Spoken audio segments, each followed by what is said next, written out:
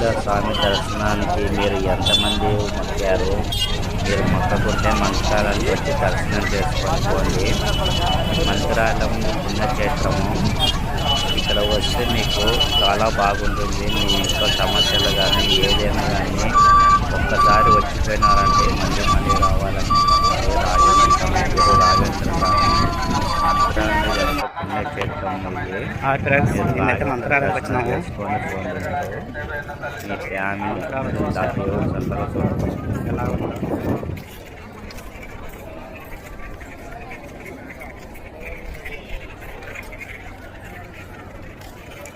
మంత్రాలయం దేవస్థానం అదే చూడండి. మంత్రాలయం దేవుని గుడి ఎలా ఉంది చూడండి ఒకసారి. ఎప్పుడన్నా మీరు దర్శనం చేసుకున్నారా? వచ్చి దర్శనం చేసుకోండి. రాఘవేంద్ర స్వామి మిమ్మల్ని చల్లగా చూస్తాడు, మీ ఫ్యామిలీ అందరినీ.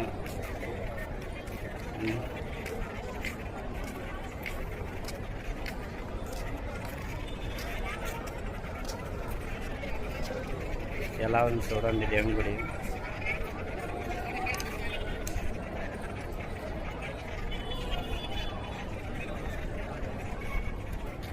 వ్యాపారం చేస్తామండి ఇక్కడ మంత్రాల్లో. నేనైతే వ్యాపారం చేస్తాను. ఇక్కడ ఇంకా ఫొటోస్ అమ్ముతుంటాను, లేకుంటే ఇంకా టాటో వేసుకుంటాను. రెండిట్లలో ఏదో ఒకటి వ్యాపారం చేయడానికి ఇక్కడ మంత్రాలయంకి వస్తాను. ఎమ్మినూరు నుంచి మంత్రాలయంకి వస్తాము.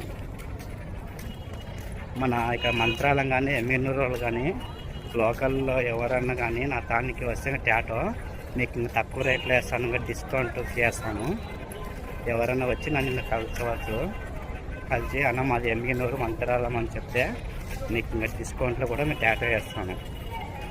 ఎవరైనా ఉంటే వచ్చి వేయించుకోండి, లేకుంటే వదిలేయండి అంతే. కానీ రాఘవేంద్ర స్వామిని మాత్రం శూన్యకి మాత్రం పక్కరండి. ఈ స్వామిని ఇంకా ఈ స్వామి మొక్కాలంటే ఎంత పుణ్యం చేసుకోవాలి. ఎక్కడెక్కడి నుంచో వస్తుంటారు. ఇంకా కర్ణాటక నుంచి, బెంగళూరు నుంచి, మహారాష్ట్ర నుంచి, అన్ని ఊర్ల నుంచి వస్తుంటారు. మనం ఇక్కడ దగ్గట్లో ఉండే మనమే మొక్కడం లేదు. ఎక్కడెక్కడి నుంచో వస్తుంటారు. మీరు కూడా వచ్చి మొక్కాలనుకుంటే మొక్కండి. మిమ్మల్ని కూడా ఆ దేవుడు చల్లగా చూడాలి. మీ ఫ్యామిలీ అందరినీ ఆ దేవుడు చల్లగా చూడాలని నేను మనస్ఫూర్తిగా కోరుకుంటున్నాను.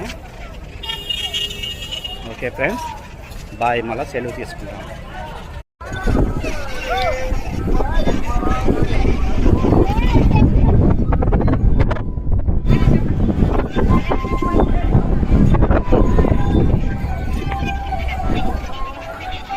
Tattoo ghost.